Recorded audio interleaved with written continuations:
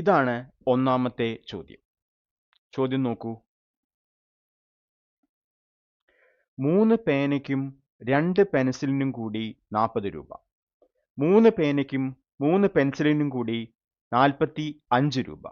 ഒരു പെൻസിലിന്റെ വില എത്ര? ഒരു സ്കോറിന്റെ ക്വസ്റ്റ്യൻ ആണ്.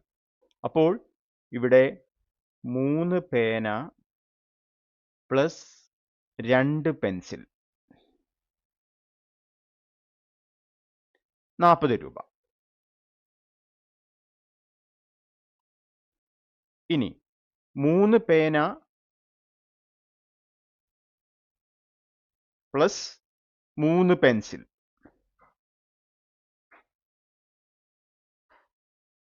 45 രൂപ.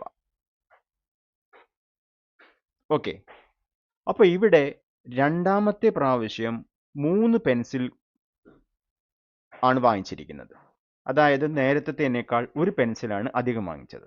അപ്പോൾ ഒരു പെൻസിൽ അധികം വാങ്ങിച്ചപ്പോൾ എന്ത് സംഭവിച്ചു?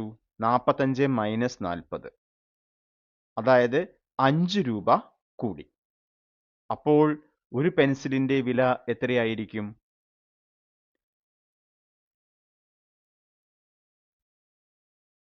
ഒരു പെൻസിലിന്റെ വില 5 രൂപയായിരിക്കും.